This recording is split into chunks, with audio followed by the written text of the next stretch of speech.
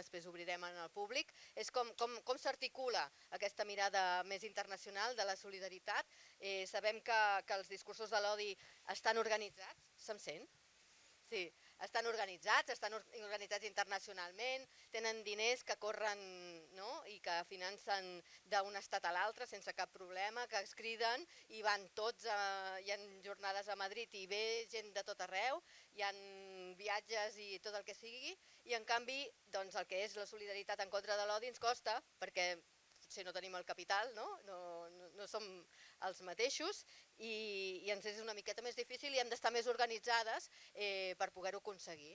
Llavors, des d'aquest punt de vista i des d'aquesta mirada que hem convidat aquests 3 ponents, tenim el Miquel, que és periodista i és investigador sobre discursos de l'odi, especialitzat en extrema dreta, porta molts anys cobrint tot el que està passant en temes d'extrema dreta, és la persona que quan passa alguna cosa sempre té l'article adequat en el moment adequat, és molt d'agrair perquè sempre acaba dient ostres, això és el que s'havia de dir, sí, i això és el que ens fa en Miquel. També té el llibre Antifeixistes que podreu trobar aquí a la porta, tots els llibres del David, també del Marc també, que estan a la porta per la llibreria que es diu Llavors, merci, i podeu comprar aquests llibres i d'altres també. També té un passat, diguéssim, més artístic, que lliguen molt amb aquestes jornades, que la propera vegada ja li he fet prometre que ens cantarà. No va passar. Lo negociaremos, tenemos un año.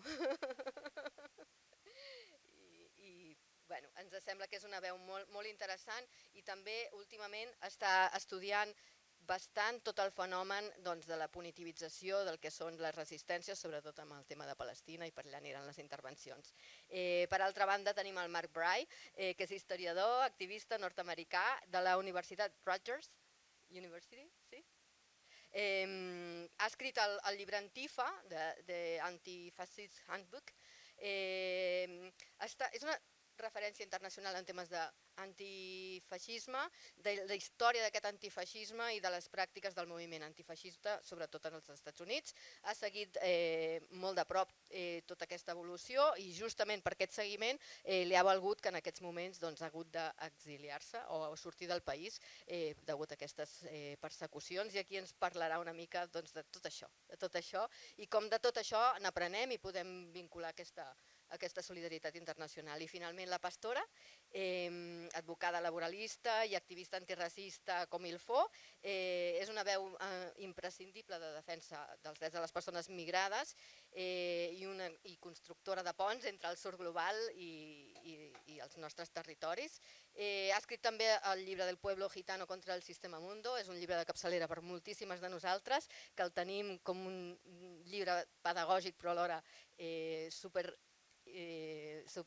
superclau i que tracta moltíssims temes en el tema de la lluita contra l'antigitanisme, i també acaba de participar al Fòrum contra l'extrema dreta de Porto Alegre i ens portarà una mica tots aquests coneixements que s'han compartit allà. Llavors farem un parell de rondes de preguntes i després intentarem respondre també algunes preguntes col·lectives.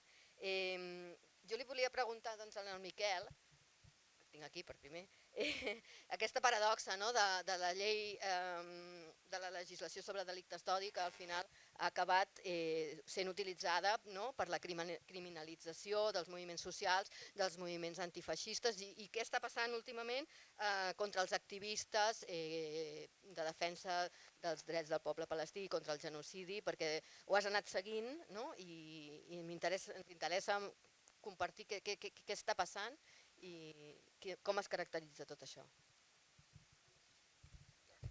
Bé, bona tarda i moltes gràcies a l'Institut de les Desigualtats per la invitació un any més i gràcies a vosaltres també per estar a aquestes hores amb la panxa plena aquí a escoltar-nos.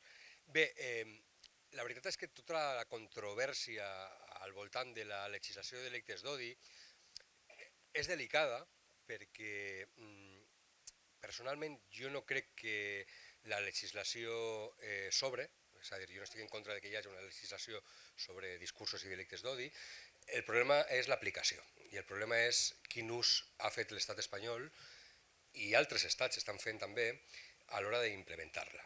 Llavors, ara parlaré del tema de Palestina en concret, però sí que es va detectar des del principi de la seva, ja no aprovació, perquè el Codi Penal ja estava de feia anys, sinó el seu impuls per part de la judicatura espanyola, ja es va començar d'alguna manera a equiparar els actes de discriminació, en concret ideològica, contra l'extrema dreta. Què vull dir això? Doncs que la Fiscalia va emetre una circular amb una notació tan contundent com que els nazis podien ser víctimes de delictes d'odi. Vale? Partim d'aquí. Vale? Llavors, els que hi havíem estat tota la vida lluitant perquè hi hagués una legislació que protegís als col·lectius que havien estat més vulnerabilitzats al llarg de la història per qüestions estructurals, doncs es vam quedar de pedra. Escolta, aquesta legislació no iba de esto, era una altra cosa. I a partir del primer moment es comença ja a utilitzar contra l'antifeixisme, per haver tingut algun problema amb l'extrema dreta.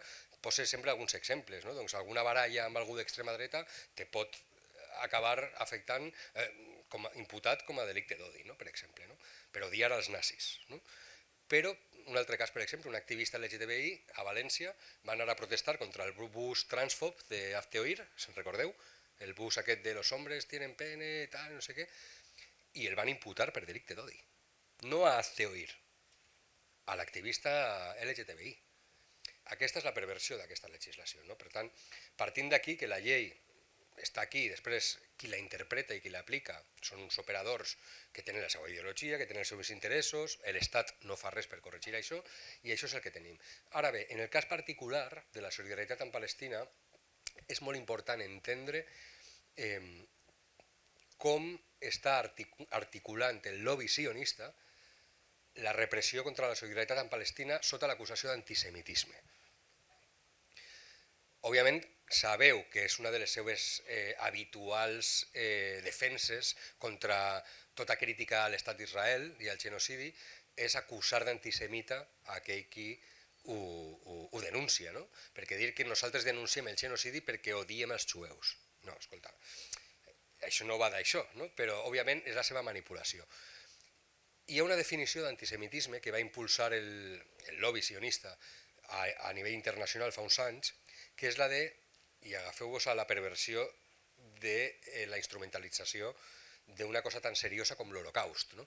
És l'Institut de Rememorament de l'Holocaust, el IHRA.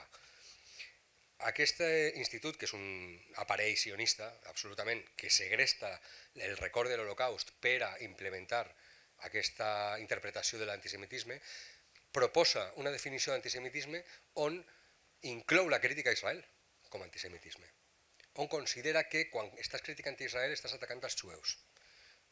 Això, evidentment, ben elaborat, ben disfressat, òbviament no per tothom, perquè és qui sabem interpretar-ho, ho detectem de seguida, però arriben als estats, ho posen sobre la taula i els estats signen el compromís d'acceptar aquesta definició.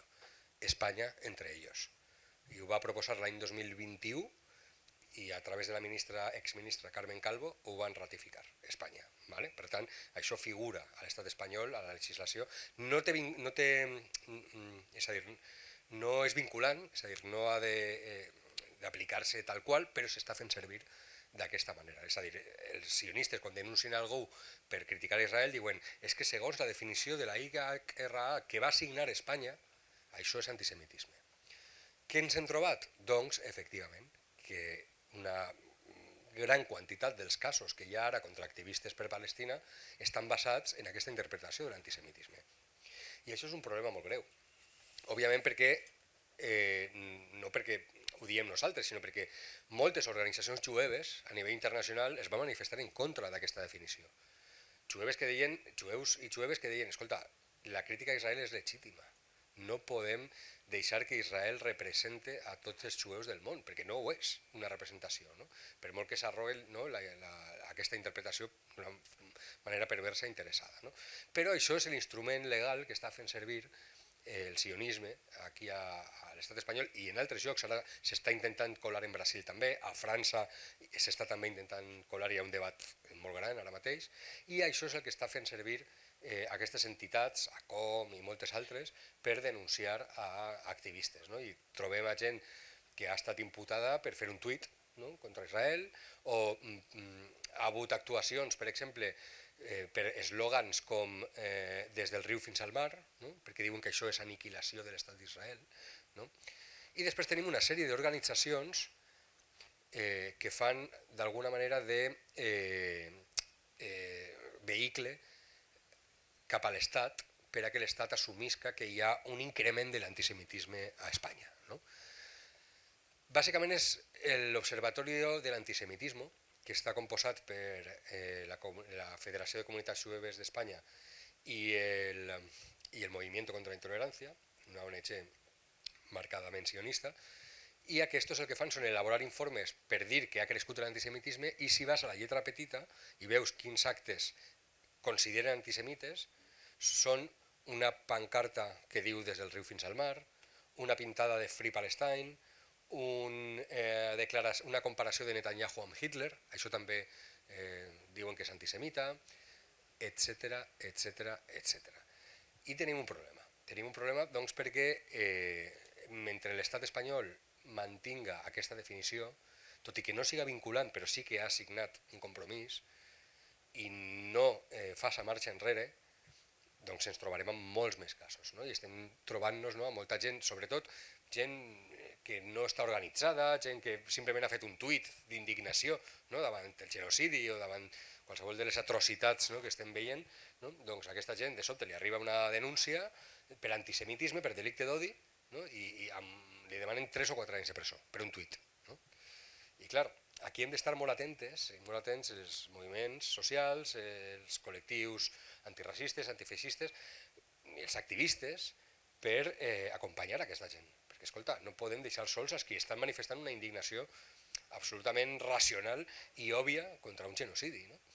I simplement pensàvem que valia la pena comentar-ho perquè la pilota està al govern espanyol. És a dir, el govern espanyol pot fer marxa enrere amb aquesta definició i cal pressionar per a aquesta definició es faci enrere. No? És IHRA, són les sigles de l'entitat que proposa aquesta definició. I per això jo volia començar deixant palès aquesta història que tenim, no? I que hauríem de començar ja a fer campanya per revocar-la. I continuem amb el debat. Molt bé, així m'agrada, que surten propostes ja de campanyes en aquesta taula. Sí senyor, això seria. Això és la idea.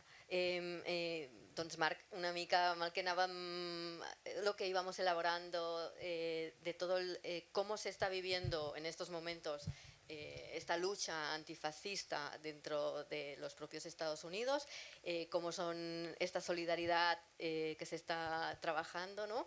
Y cómo ha sido un poco tu experiencia. Sí, hola a todas y todos. Lo siento, discúlpame, no puedo hablar catalán. Oh, excuse me, been a long day. All right. Hola, ¿cómo están? Lo siento, no puedo hablar catalán. Pero gracias a Ana, gracias a todo. Bueno, antes estuve hablando con lo de la flotilla cerca del mar y estoy pensando mucho en Palestina hoy día y superficialmente se puede pensar que lo de Palestina es otra cosa de la resistencia en los Estados Unidos, pero son dos lados de la misma cosa. La normalización del genocidio después del 7 de octubre fue un paso importante hacia la guerra ahora en Irán y Líbano. Pero para hablar sobre el contexto de los Estados Unidos, creo que soy historiador. Es importante pensar un poco en la historia. Durante la época del movimiento de derechos civiles en los años 50 y 60, este movimiento ganó victorias importantes. Y después de esta época, los líderes de ambos partidos, demócratas y republicanos, empezaron a decir dos cosas importantes para establecer un consenso, entre comillas, antirracista muy mínimo y muy superficial. Dijeron que el racismo es mal, pero ya hemos acabado con el racismo. ¡Yay! Y ha sido así desde las 70 hasta los años de Barack Obama, más o menos. Empezó a cambiar. Pero con la ultraderecha estadounidense, antes pensaron que el Estado estadounidense fue su amigo en su proyecto racista. Pero con los cambios en la política mainstream, empezó una tendencia de la ultraderecha que vio el gobierno de los Estados Unidos como enemigo. Fue el origen de como una ultraderecha insurreccionaria. Y se puede ver, por ejemplo, con el atentado de Oklahoma City de 1995, el resultado de esta tendencia. Y también un poco una influencia tal vez de la derecha nueva francés, intentos de usar la retórica liberal de neutralidad, de presentar, y es importante de lo que dijo Miquel también, de presentar los argumentos liberales sobre igualdad, diversidad, inclusión, libertad de expresión, usar estos para normalizar su odio, normalizar su política fascista. Por ejemplo, David Duke fue un líder del Ku Klux Klan que en los 80 hay una organización para los derechos civiles de gente afro en los Estados Unidos que se llama NAACP, National, National NAA, National, Colored People. Yes, lo siento. Anyway, National Association. Es que pensé organización, pero no es National Association for the Advancement of Colored People. Lo siento. Él creó National Association for the Advancement of White People. Es usar la misma retórica, la misma fórmula para decir si hay derechos para gente afro, ¿por qué no gente blanco? Y es un ejemplo más antiguo de lo que ha hecho MAGA, Trump, sus amigos, desde hace 10 años. Es decir, si hay diversidad para la izquierda, ¿por qué no diversidad para opiniones diferentes? Entonces, después de la época de Barack Obama, mucha gente en los Estados Unidos, especialmente gente blanco, empezaron a sentir como si fueran bajo ataque de inmigrantes, de gente de color, gente LGBTQ, musulmanes, feministas, casi todo el mundo. Y fue cuando empezó la derecha alternativa. Es interesante porque hace 10 años todo el mundo hablaba sobre derecha alternativa, una mezcla de nazis, fascistas, machistas, etcétera, etcétera. Ahora no se habla sobre esto. La derecha alternativa ahora es la derecha. Pero durante esta época, lo que ocurrió fue normalizar en inglés se dice weaponization, pero como crear como arma este discurso liberal desde una perspectiva de la extrema derecha, de atacar sus enemigos y normalizar su retórica. Lo que ha ocurrido conmigo, voy a explicar mi caso un poco y después Pastora puede hablar,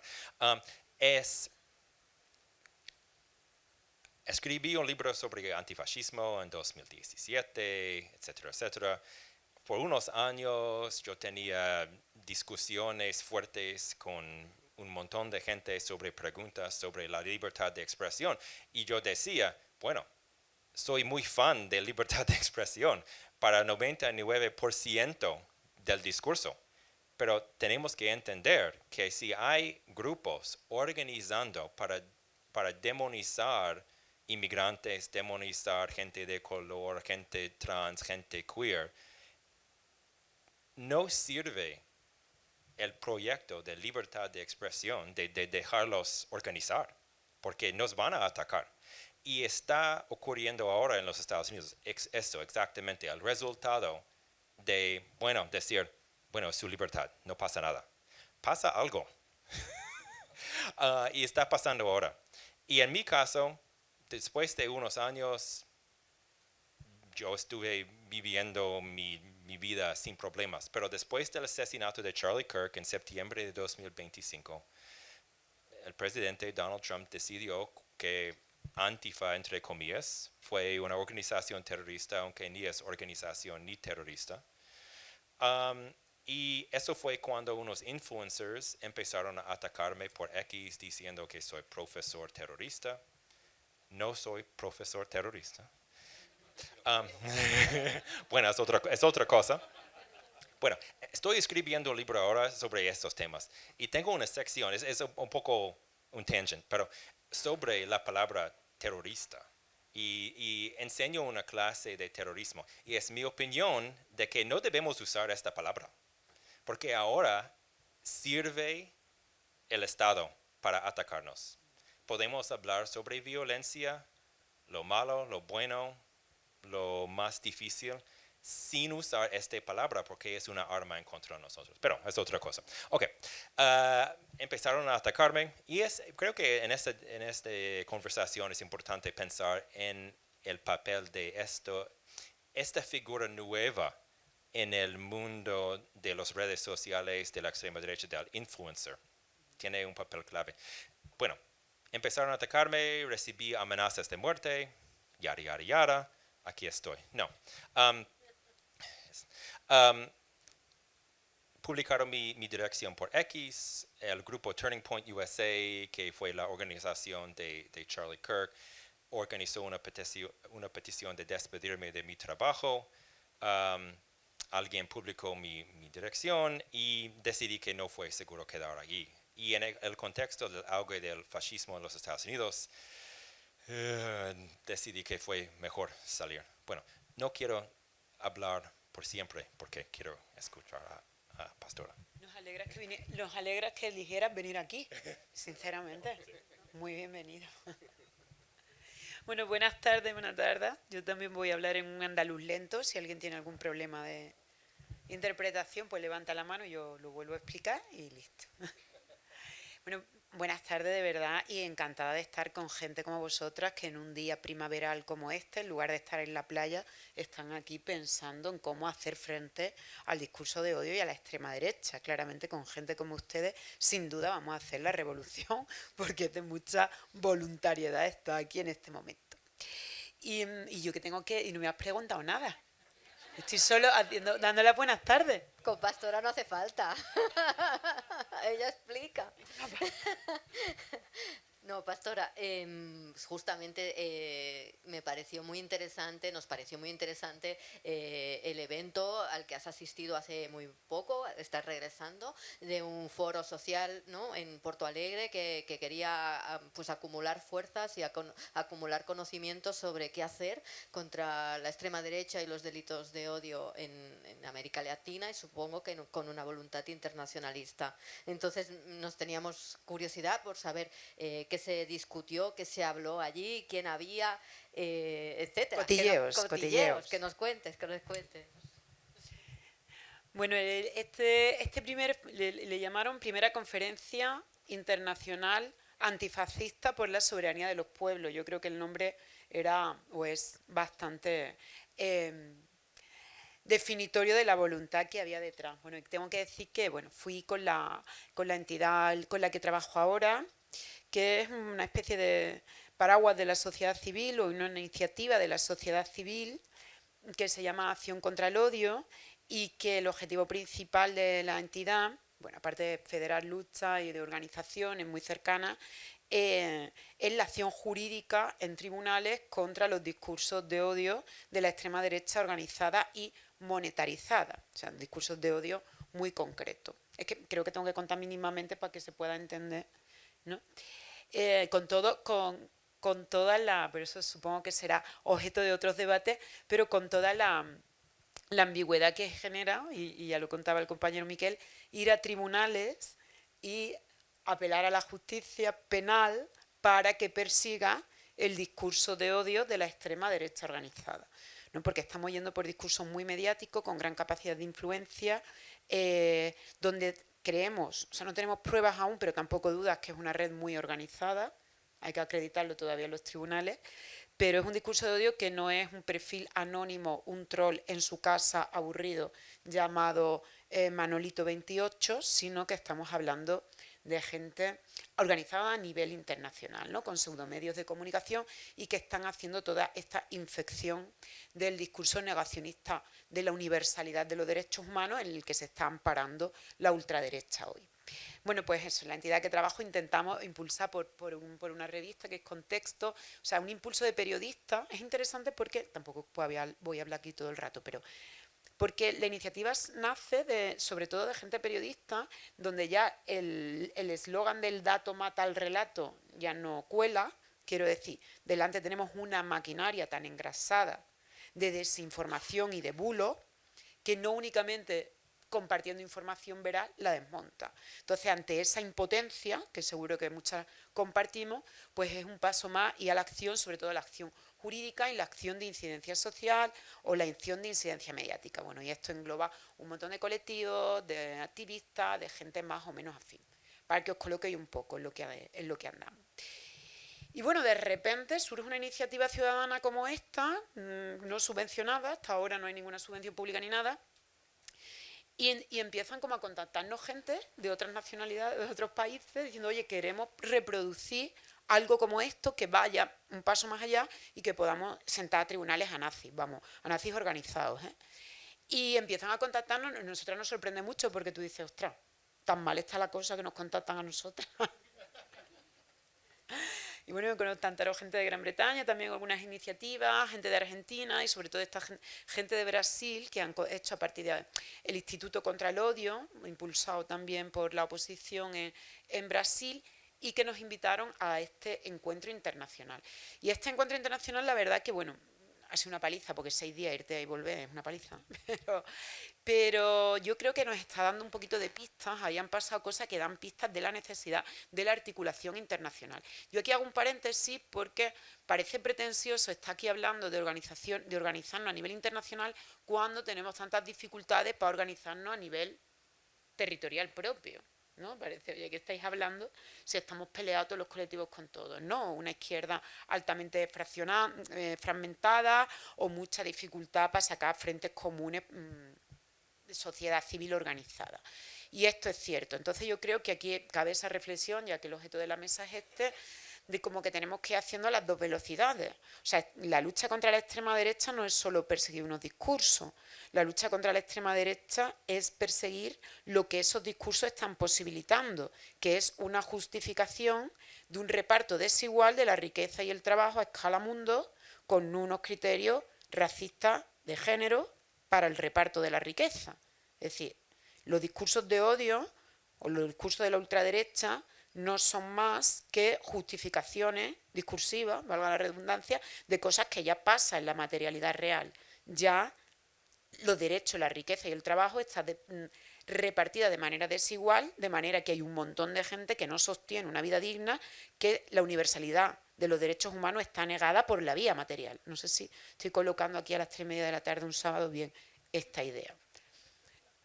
Esto es lo que nos exige que no es solo una lucha simbólica, sino una lucha con el neoliberalismo y la materialidad que impone, que es negadora de la universalidad de los derechos humanos. Eso requiere alianzas muy amplias, no solamente de un movimiento antirracista o de un movimiento antifascista, sino que requiere que los sindicatos que de verdad sean de clase se sumen a estas luchas, que de clase con perspectiva antirracista, que haya un feminismo de base feminista y antirracista y anticapitalista que se sume, de que necesitamos unas articulaciones muy grandes con sociedad civil organizada, con cada uno de los proyectos que escuchábamos aquí. Hay una mesa, quien tuvo el gusto de escucharla, sobre las periferias y cómo se orquestan en los barrios en las periferias la autodefensa contra la extrema derecha, o sea, todo eso es lo que hay que articular.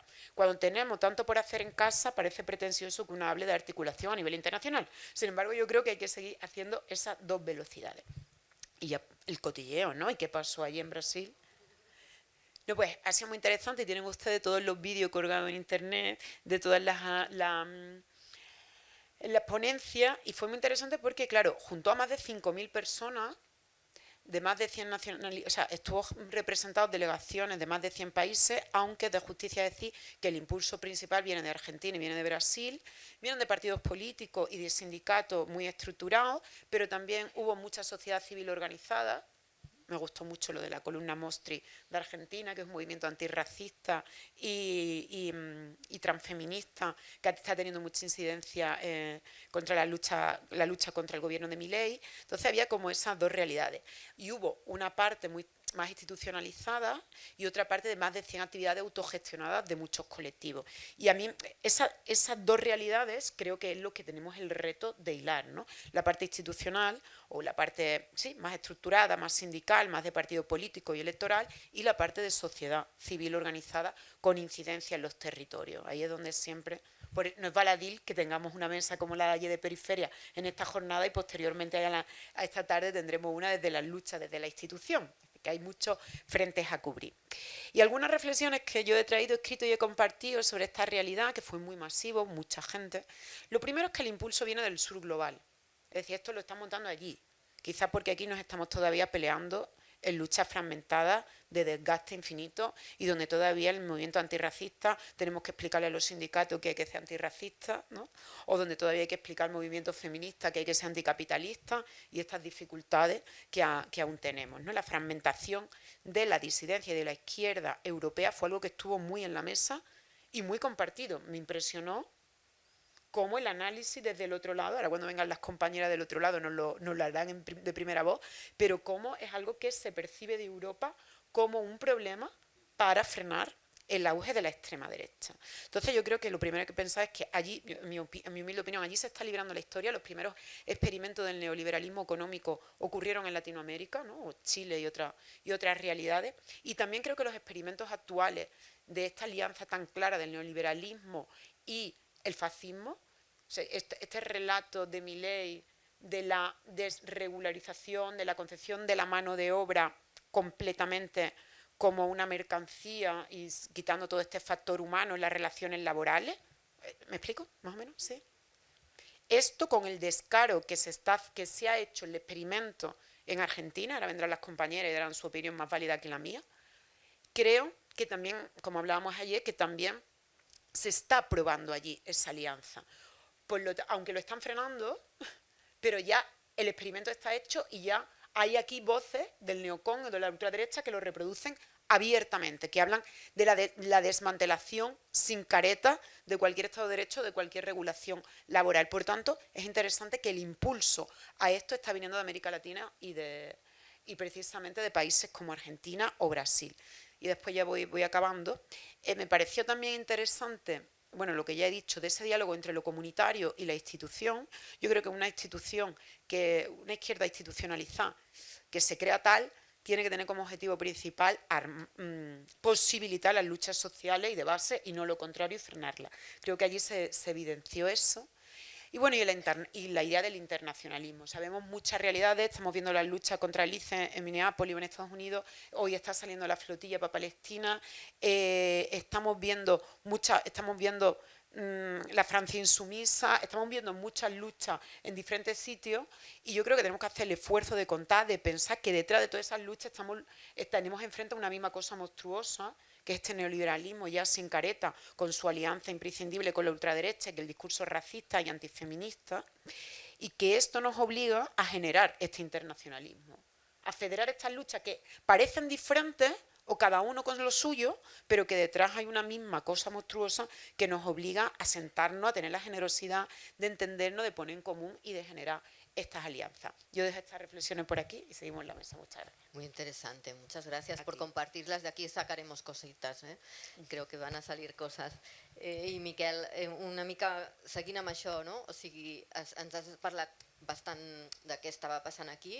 També hi ha altres exemples d'aquesta criminalització pel tema de Palestina en altres llocs, però també ens interessa molt que ens expliquis aquestes altres, però que també ens expliquis si hi ha experiències d'èxit, quin marge hi ha per poder guanyar aquestes batalles, no? Què s'està fent i quin èxit té.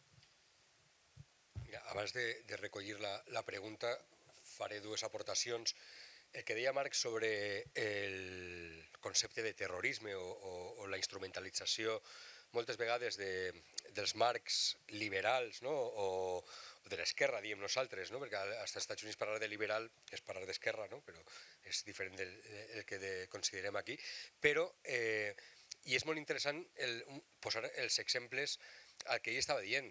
Recordeu tota la campanya que va haver aquí a l'estat espanyol contra la cultura de la cancelació?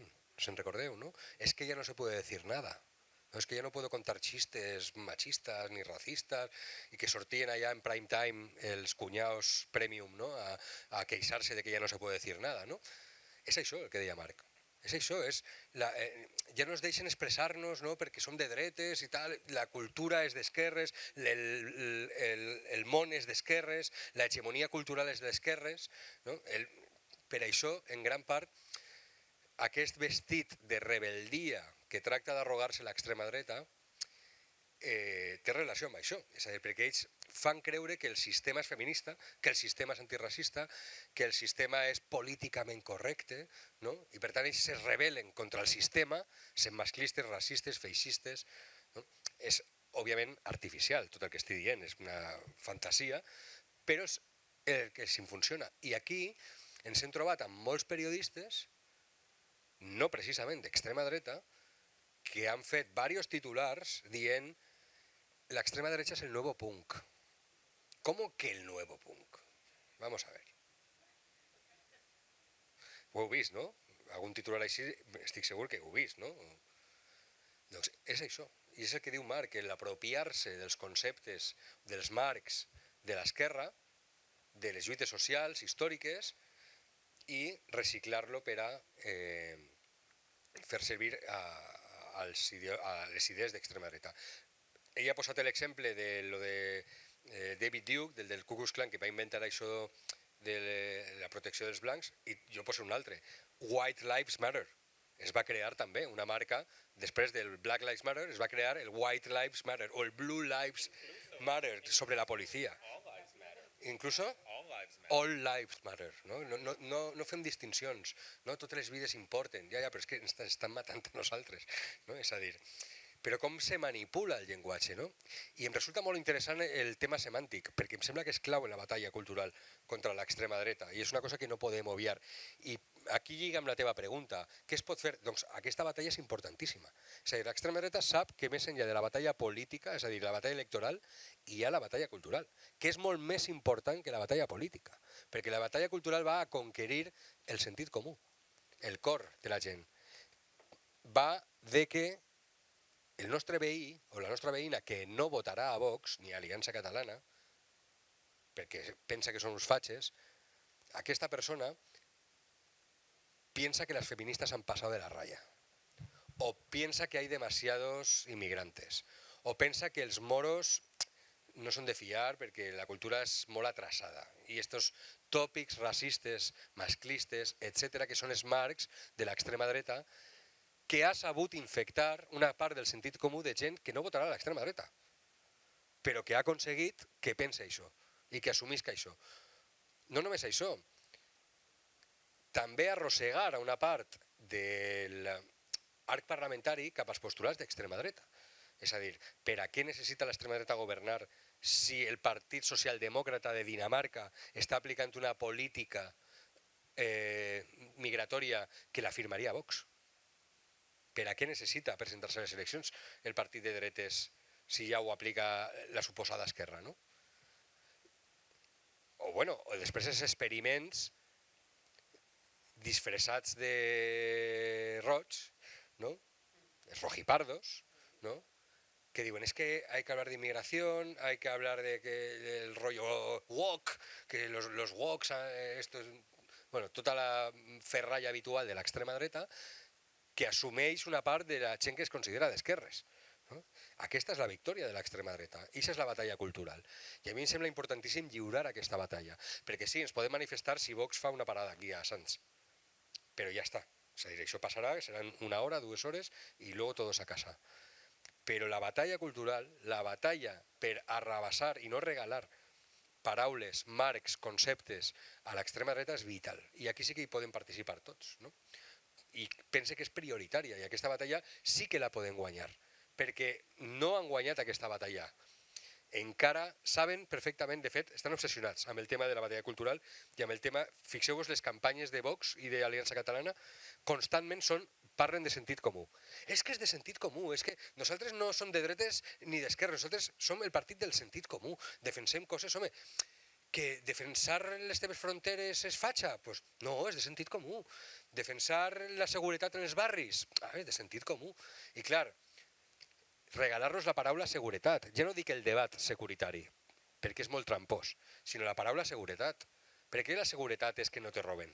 I la seguretat de tindre una vivenda digna, un treball digne, uns serveis públics de qualitat, això no és seguretat.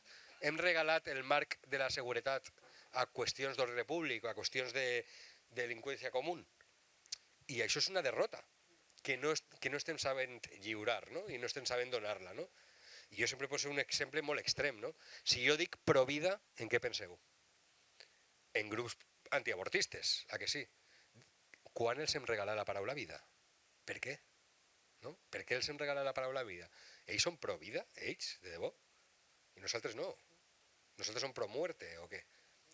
Però és una derrota. Per què els hem regalat aquesta paraula? Hem de resignificar. Ells resignifiquen constantment les paraules. Libertad, Ayuso. Libertad o comunismo. No? O...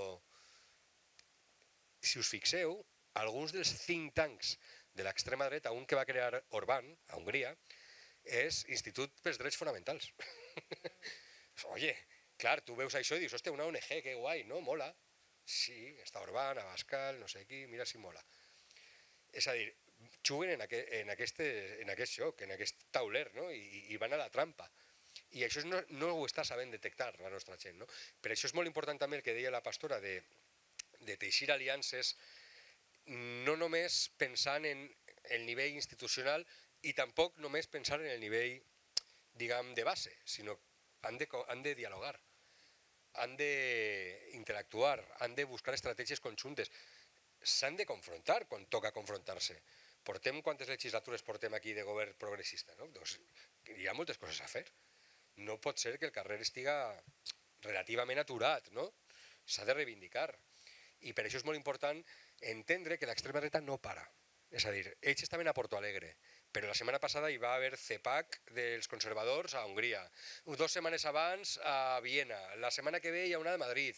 És a dir, nosaltres fem una a l'any o 2 i ells fan 200. És a dir, vale que tenen molta més pasta, òbviament, tenen moltíssima més pasta, perquè a més, com diu Pastora, el projecte neoliberal i l'extrema dreta van de la mà ja descaradament, és a dir, ja no dissimulen, ja van de la mà, és a dir, són deslligables, se necessiten, són el mateix. No? I per tant és molt important entendre que totes aquestes lluites, no només les que ens reivindiquem com antifeixistes o antiracistes, sinó el dret a la vivenda, el feminisme, les lluites ecologistes, totes les lluites socials i polítiques que hem portat endavant durant moltíssims anys i que d'alguna manera hem estat fragmentades, avui dia són el refugi antifeixista. Perquè el projecte neoliberal i d'extrema dreta és un projecte que arrasa amb tot, amb el planeta, amb els drets, amb les conquestes socials, amb els consensos. És que ningú s'espera, ningú es pot creure ara mateix que, ara sí, però fa uns anys ningú pensava que els drets de les dones, els drets sexuals i reproductius o els drets de les persones LGTBIQ, un cop aconseguides determinades conquestes, s'anés a fer un marxa enrere. Doncs sí, hi va haver marxa enrere, clar que va haver marxa enrere. I ja està passant ja. És a dir, no és ficció, ja està passant. No? Hi ha un documental magnífic, i amb això passe la paraula, sobre un cas concret als Estats Units, de les treballadores de les biblioteques. Es diu The Librarians. Aquí em sembla que està Movistar. I es diu La censura en Estados Unidos o alguna cosa així. El títol l'han canviat, però es diu The Librarians. Estan censurant llibres. Hi ha llistes de milers de llibres prohibits a les biblioteques públiques dels Estats Units. Llibres de què? De raça, de gènere, és a dir, antiracistes, feministes, LGTBIQ, queer, etc. Tot el que hem trigat tant en normalitzar, en fer d'alguna manera que siga part del sentit comú de qualsevol democràcia, està ara mateix sent censurat a les biblioteques, que és el que va intentar fer Vox aquí. Ho ha intentat, jo soc del País Valencià, a Vila-real, a Borriana, a diversos pobles on tenen representació, han impulsat persecucions de llibres dient que és pedofília, que és el repertori habitual de l'extrema dreta que ja coneixeu. No? I per això és molt important entendre la dimensió del fenomen. La dimensió del fenomen no és Abascal va governar i va ser muy facha. No, la dimensió del fenomen és aquestes coses concretes. I una cosa importantíssima, i amb això ja acabe, deixem ja de banda la caricatura. No estem en temps ja de riure'ns.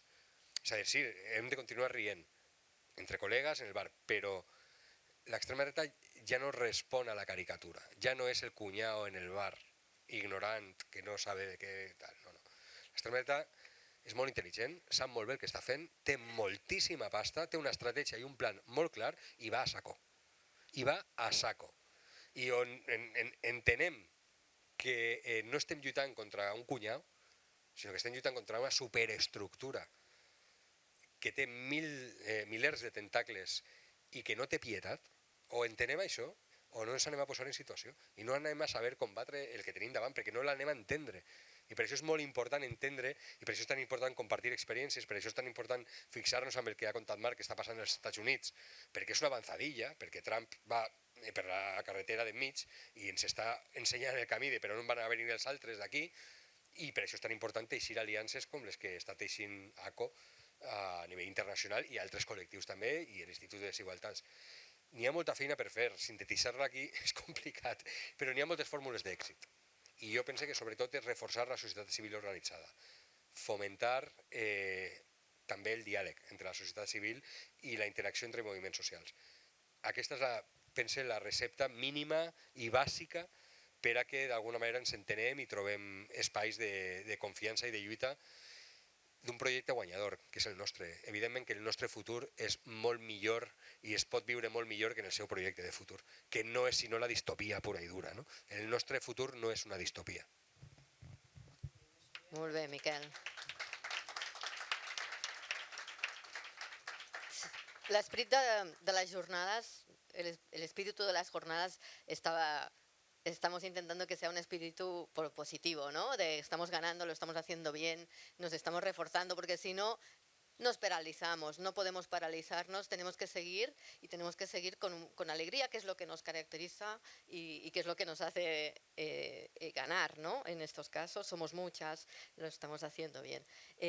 Hay una cosa que me ha interesado mucho de lo que comentabas, Miquel, que es el tema de cómo nos están capturando el discurso, pero también desde los entornos próximos, esta captura del discurso a veces es como una especie de no vayas tan adelante, no vayas a decir todo esto. Y yo creo que eso es importante contradecirlo, o sea, no vamos a rebajar el discurso para que no haya tantos delitos, porque los va a haber igual, o sea, la respuesta va a ser exactamente la misma. Entonces es resignificar los lenguajes, pero sin dejar de pensar y sin dejar de decir lo que ya estamos diciendo, ¿no? Creo que es algo importante. Y también otro punto que me parece muy interesante es que la lucha antifascista y antirracista, etcétera, no se hace solamente desde los movimientos sociales, se hace en todos los ámbitos, desde la cultura, desde las instituciones, desde la educación. Entonces, tenemos que juntarnos que desde muchos ámbitos, desde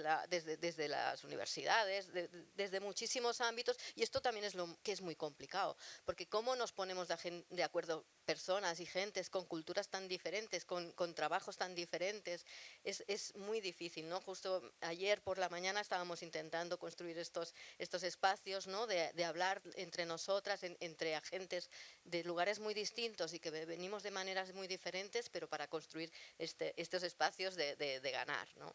Y un poco enlazando todo esto, nos interesaba mucho también conocer qué es lo que cómo se está luchando desde Estados Unidos, ¿no? Desde estas comunidades que se están trabajando. Sabemos que hay resistencia, que la ha habido, ¿no? Pero ¿cómo se fragua eso? ¿Qué nos puedes contar que nos pueda servir para organizarnos nosotras? Y el caso, sobre todo, nos interesaba el caso de Nueva York también como paradigmático. Gracias.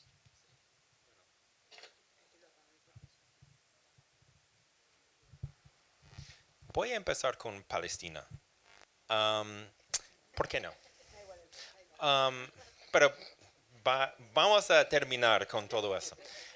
¿Por qué? Porque fue un ejemplo antes del segundo mandato de Trump. Empezó con Biden en la Casa Blanca. Fue un ejemplo, tal vez el ejemplo más fuerte durante la época de 2023, de las contradicciones del discurso liberal. Tenemos libertad de expresión, pero no con Palestina. Tenemos derecho de organizar, pero no con Palestina. Los estudiantes en las universidades pueden organizar eventos enormes para los equipos de fútbol americano, pero no para Palestina. Bueno, entonces hay libros escritos en inglés sobre The Palestine Exception, la excepción en el contexto de Palestina. Fue la excepción del discurso liberal.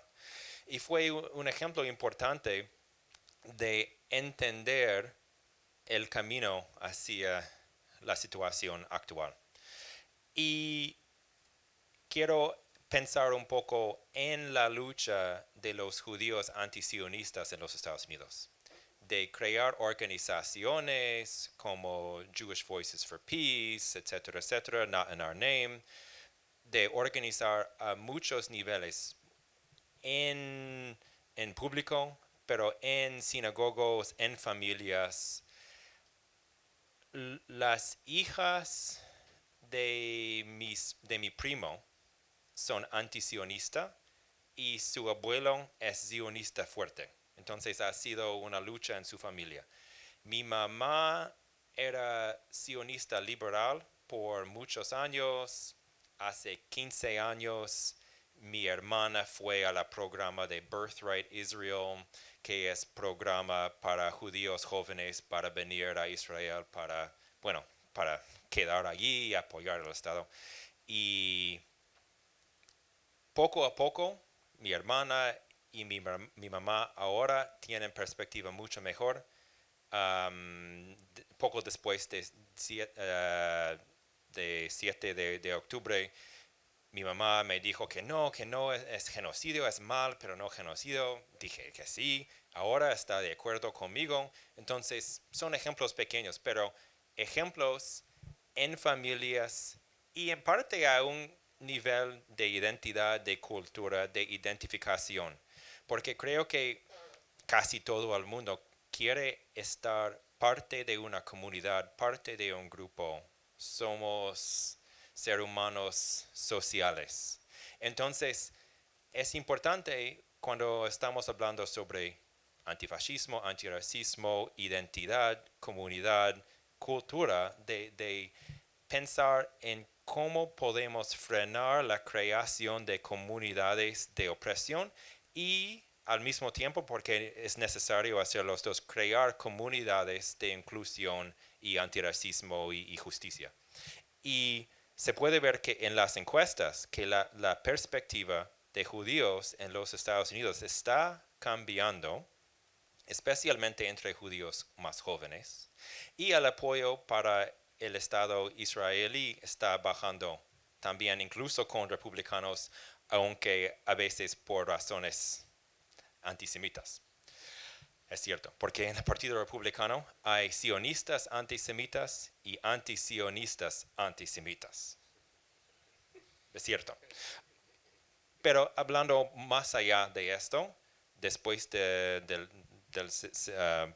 después de empezó el segundo mandato de Donald Trump, hemos visto un montón de ataques en contra de los derechos de gente LGBTQ, contra el medio ambiente, derechos laborales, las acciones de ICE, pero voy a hablar un poco sobre esto, porque vimos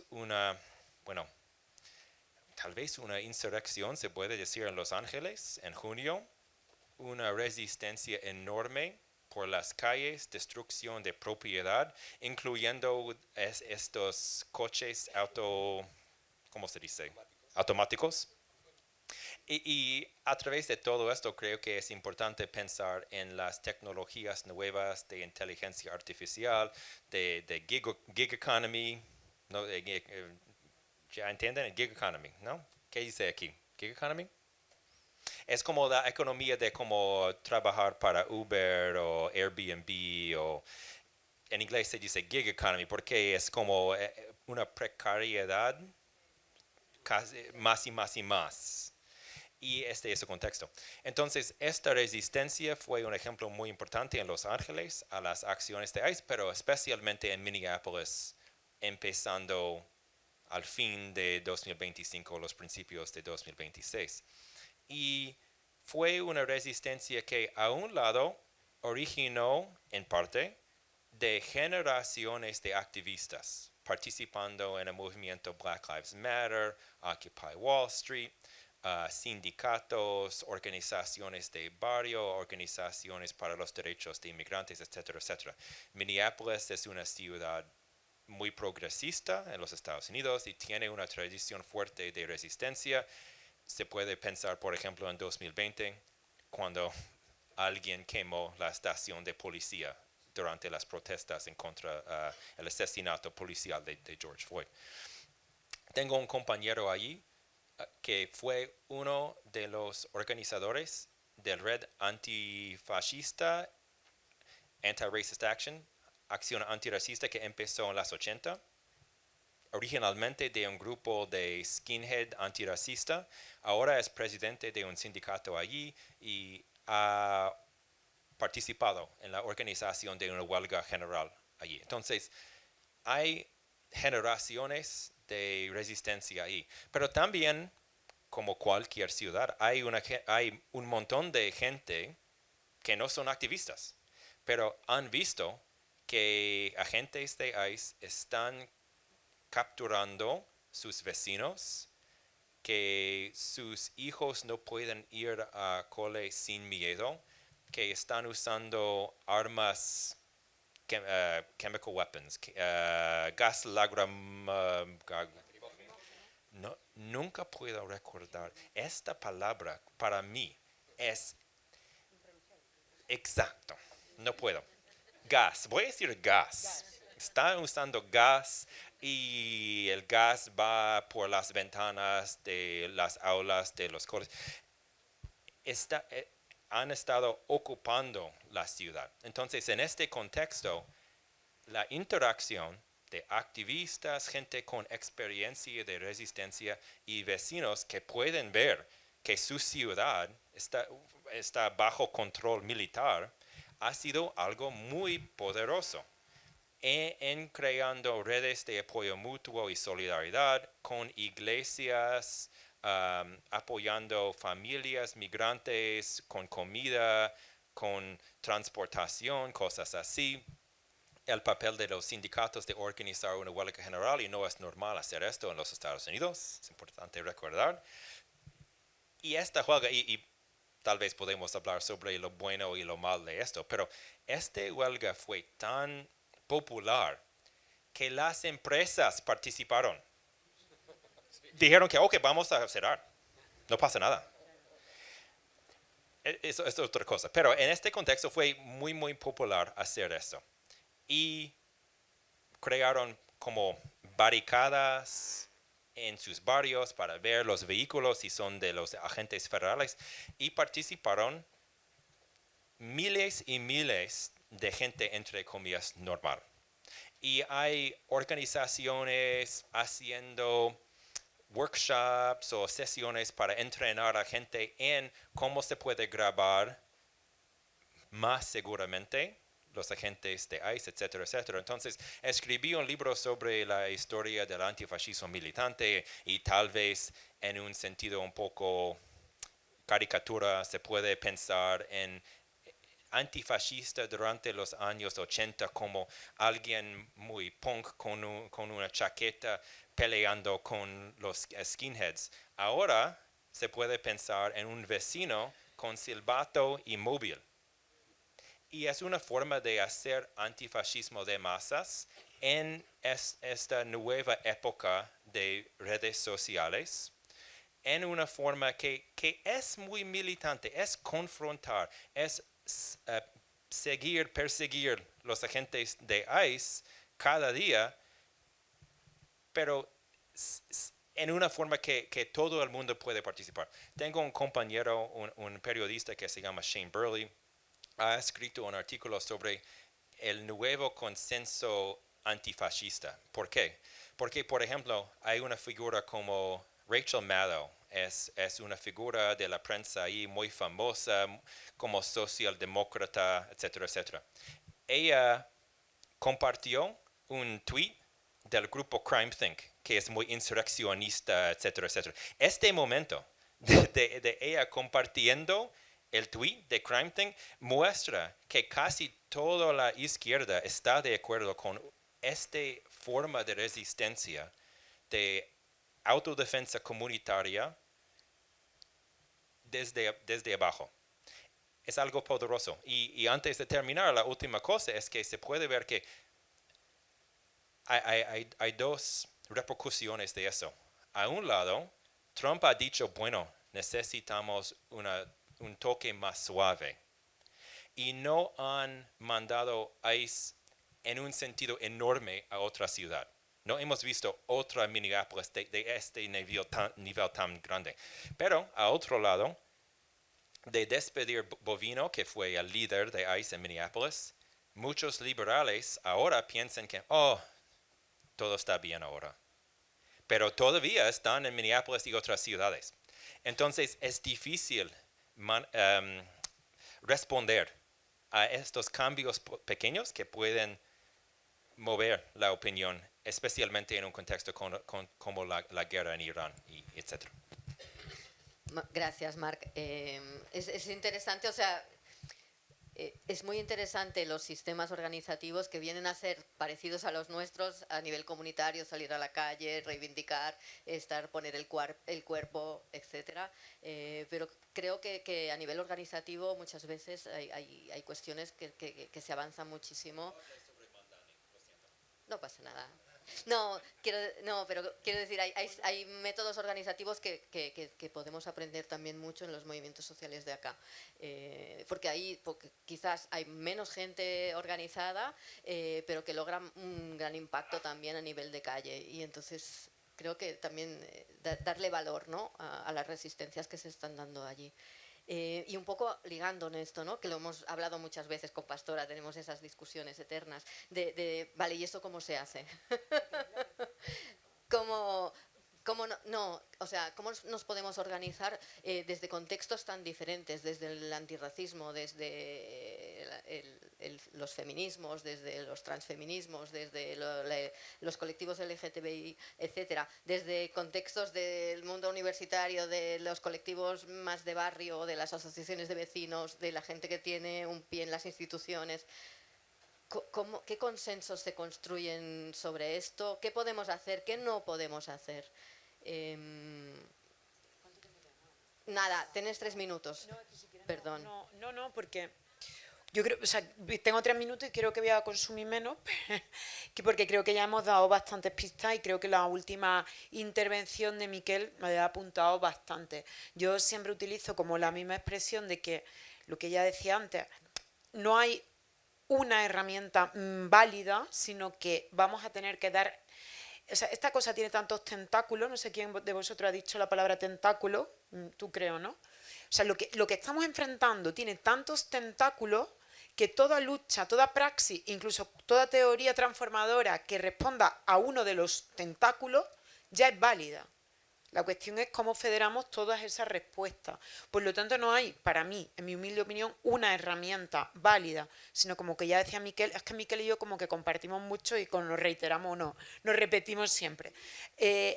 Quien esté en un medio de comunicación, quien esté en una radio alternativa en su barrio, tendrá que hacerlo desde ese medio de comunicación. Quien esté en la institución, que como yo digo la broma siempre, quien tenga el estómago de estar en las instituciones y después tendremos una mesa, pues tendráis que hacerlo desde la institución. Quien son docentes y estáis en las clases con gente estudiando, pues tendréis que hacerlo desde la academia. Quien escribís, quien cantáis, quien hace una performance, quien haga pegatina, yo estoy en tribunales y lo que hago es intentar pillar nazi y sentarlo en un banquillo. O sea, que no hay una herramienta mejor que otra. Me gusta una frase de mi amigo Jonathan Martínez, que es periodista y al que aprecio mucho, que me dijo, es que esto es una guerra de guerrilla. Y creo que es muy acertada. O sea, el que sepa hacer pegatinas, que las haga y las pegue. Lo que sí, siempre me gusta hacer la reflexión, que también la misma que ha hecho Miquel, que si hay algo importante es la acción colectiva ciudadana, o sea, la sociedad civil. Todo lo demás, es decir, todo lo que hacemos en tribunales, en los medios de comunicación, en la institución, tiene que ser para facilitar, apoyar y posibilitar la acción social. Porque algo que aprendí también por Alegre, que era una frase muy buena, que esto no se va a frenar votando, únicamente. Esto no se va a frenar votando. Esto se va a frenar con mucha movilización, muchos cuerpos y mucha organización. Por lo tanto, todo lo que hagamos tiene que estar a favor de posibilitar eso, ¿no? Entonces, es una receta complicada porque nos exige muchísima generosidad, muchísimo desgaste, escucharnos así, estar agotadas los sábados y hacernos kilómetros para podernos poner en común, pero es que realmente no hay otra. Y sobre todo, que nos va la vida digna en ello. O sea, que yo quise que ahora vamos a escuchar voces del sur global, donde están como en un paso por delante de la batalla. Entonces, que esto verdaderamente va a depender de sostener la vida digna cada vez de más gente y que muy poca gente está a salvo de lo que viene, ¿no? Entonces, no sé si esto es una receta, pero bueno, como ahora vamos a tener la receta del lado de allá, pues yo creo que lo podemos complementar, Ana, si a ti te parece bien. Me parece fantástico. Muchísimas gracias por estar aquí.